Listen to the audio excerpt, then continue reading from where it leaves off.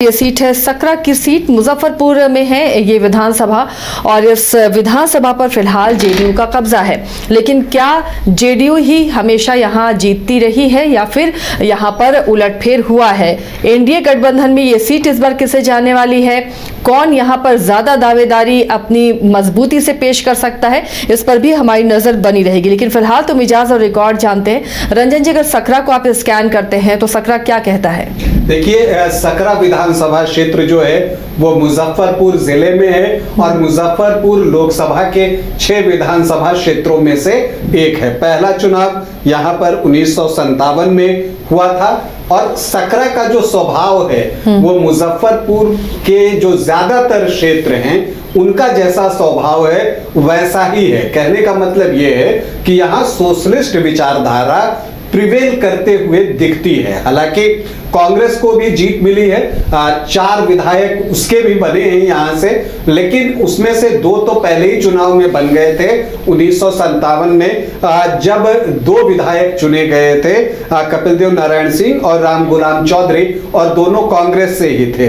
फिर अगले चुनाव में भी यहां से कांग्रेस को सफलता मिली, लेकिन उसके बाद से जो है, जहां तक सोशलिस्ट विचारधारा की बात है, जो यहाँ एसएसपी है उसने जो है यहाँ पर पहली बार जीत हासिल की और उसके बाद वो सिलसिला जो शुरू हुआ है वो चलता चला आ रहा है। पिछले चुनाव 2020 तक, बीच में सिर्फ एक बार जो है 1980 मुझे लगता है जब कांग्रेस को एक और जीत मिली थी, नहीं तो सोशलिस्ट विचारधारा की पार्टियां ही यहां से चुनाव जीतते रही हैं। और अगर इधर आप पिछले 25-30 सालों में देखें तो जेडीयू का यहां पर जो है वो थोड़ा दबदबा दिखता है, आरजेडी उससे कंपीट करने की कोशिश करता है। लेकिन पिछली बार जब 2020 की हम बात करते हैं तो गठबंधन में ये सीट कांग्रेस को गई थी और वहां पर जो है एक बहुत क्लोज फाइट जो है वो सकरा में हुई थी। क्या कुछ हुआ था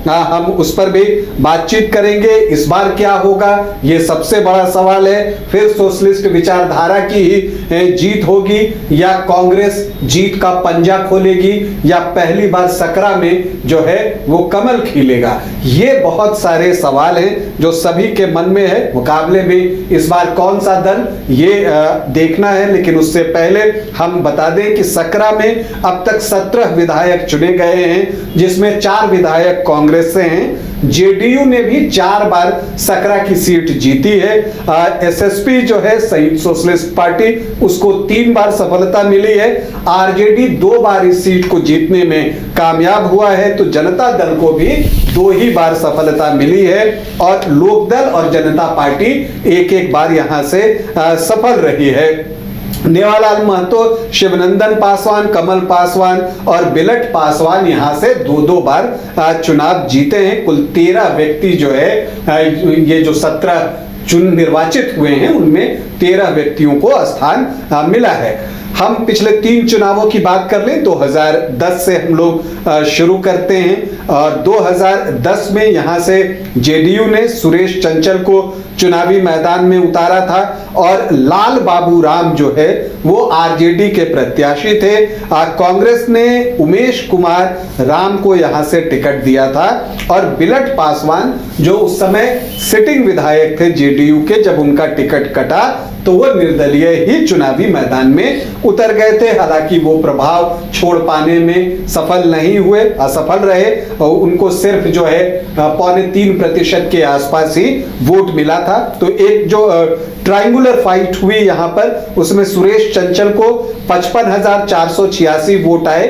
48%, और जो आरजेडी के लाल बाबू राम थे उनको 42,441 वोट आए, मतलब 36.72%, और उमेश कुमार राम जो कांग्रेस के प्रत्याशी थे उनको आए 6,242 वोट, मतलब कि 5.41% वोट। तो जो मुख्य मुकाबला था वो जेडीयू और आरजेडी के बीच ही हुआ था, जिसमें जेडीयू के सुरेश चंचल 13,045 वोटों से चुनाव जीतने में सफल रहे।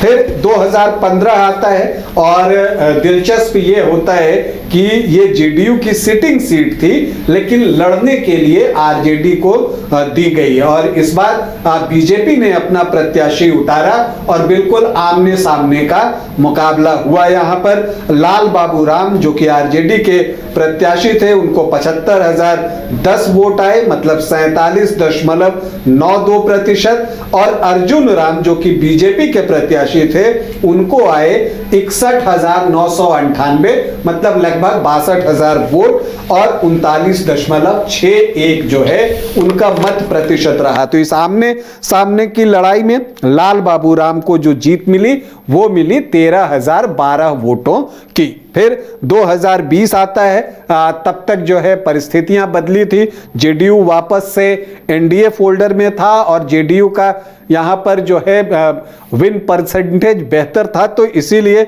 सीट जो है जेडीयू को दी गई और अशोक कुमार चौधरी जो है वो जेडीयू की तरफ से चुनावी मैदान में उतरे। इससे पहले 2015 में जो अशोक कुमार चौधरी हैं वो कांटी से निर्दलीय चुनाव जीते थे और ये एससी आरक्षित सीट है और वो कांटी से जो सामान्य सीट है वहां से निर्दलीय चुनाव जीते थे। तो चुनाव से पहले इन्होंने जेडीयू ज्वाइन किया और जेडीयू ने उनको सकरा में टिकट दिया, वो रहे। और इस बार जो गठबंधन में सीट गई वो कांग्रेस को गई और 2010 के बाद 2020 में उमेश कुमार राम कांग्रेस के टिकट पर चुनावी मैदान में उतरे।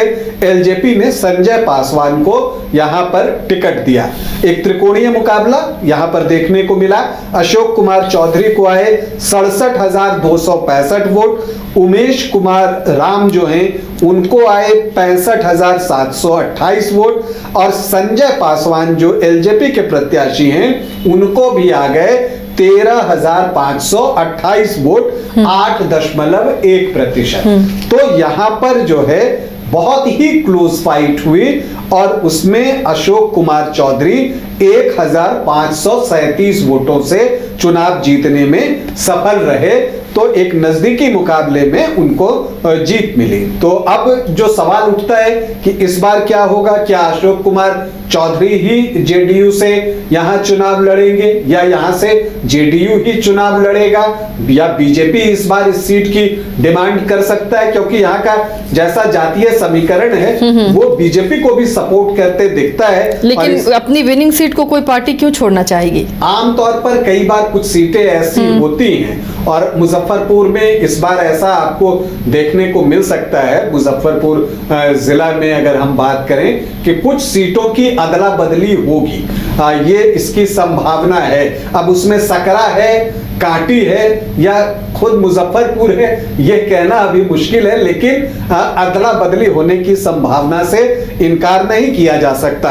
अब यहां पर चूंकि अर्जुन राम जब 2015 में बीजेपी के टिकट से चुनाव लड़े थे तब भी उनको लगभग 40% के आसपास वोट आए थे और 2020 में अगर आप अशोक कुमार चौधरी को देखें तो उनको भी 40% ही वोट आए हैं।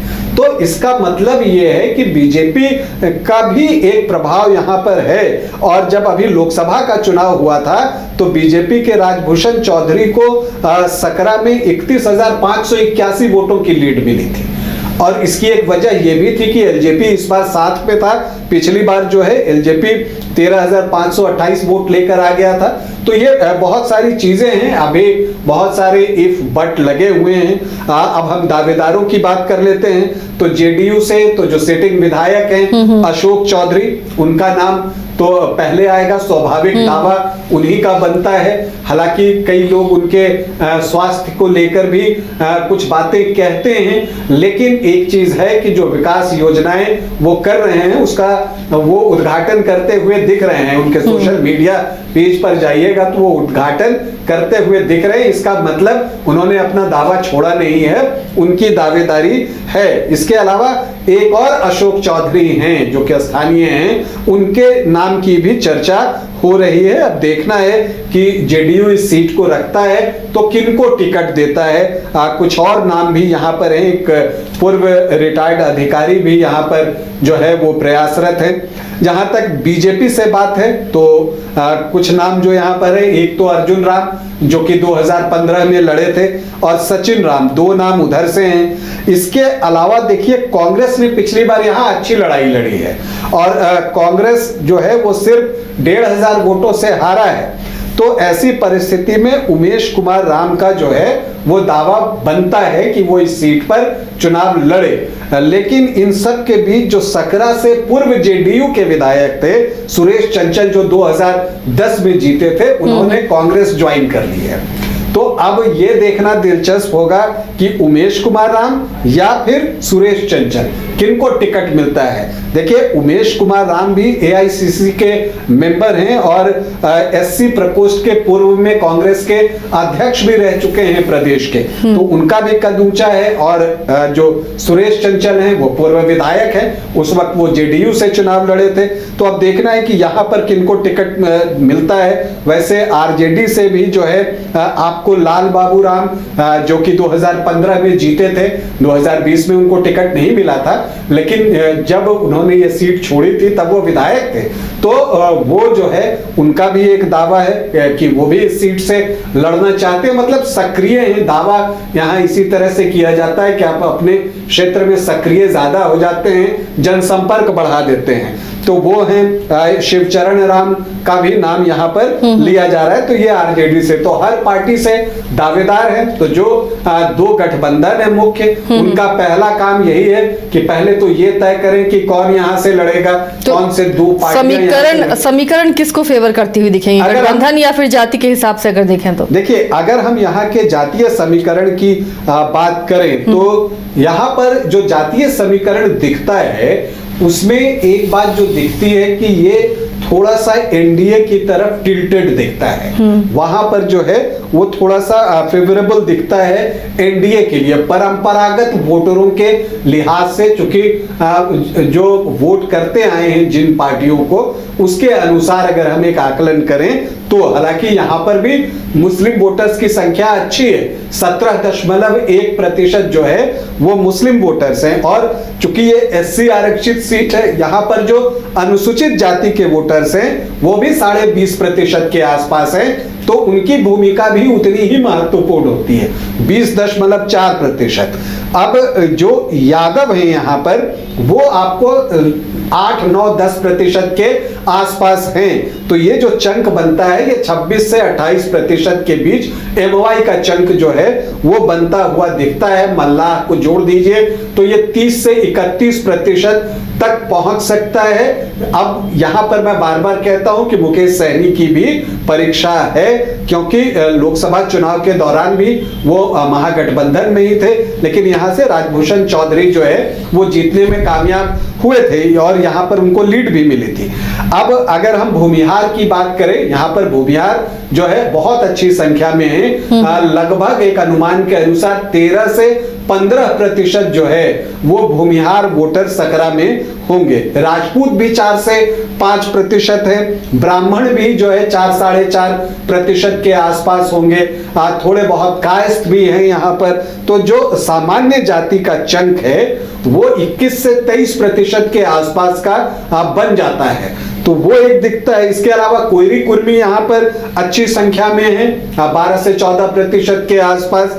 जो वैश्य हैं वो 8.5 से 9.5% के बीच हैं। तो ये जो एक आंकड़ा पहुंचता है वो 42-44% के आसपास पहुंचता है। मैं इस बात को भी क्लेरिफाई करना चाहूंगा कि हम जब परंपरागत वोटरों को जोड़ते हैं तो इसका मतलब ये नहीं है कि कोई एक जाति, जैसे अगर भूमिहार, सारे भूमिहार एक ही तरफ वोट करेंगे, वो अलग अलग पार्टियों को भी वोट करते हैं, लेकिन जो परसेंटेज होता है वो ज्यादा जो है किस तरफ जाता है, हम उसके आधार पर एक विश्लेषण करने की कोशिश करते हैं। इसी तरह से ऐसा भी नहीं है कि सारे यादव एक ही तरफ वोट करेंगे, उनके वोट भी इधर उधर जाते हैं, लेकिन ज्यादा किधर जाते हैं तो वो राजद की तरफ जाते हैं, तो इसलिए हम उनको वहां पर देखते हैं। तो ये सारी चीजें दिख रही हैं। तो ऐसे में जिनको बल्क में एससी वोटर्स, जो अनुसूचित जाति के वोटर्स हैं, वो बल्क में मिले और यहाँ पर जो पिछड़े और अति पिछड़ी जातियों की जो आप बात करती हैं उनकी संख्या बहुत अच्छी है, तो ये दोनों मिलकर जिनको ज्यादा वोट कर देते हैं तो जीत उनकी हो सकती है। लेकिन समीकरण थोड़ा थोड़ा जो है वो एनडीए को फेवर करता हुआ सकरा में दिखता है। तो सकरा में तगड़ा मुकाबला होगा, क्योंकि पिछली बार देखिए समीकरण भले समर्थन दे लेकिन पिछली बार हार जीत 1500 वोटों की हुई है। इस बात को आप नहीं भूल सकते।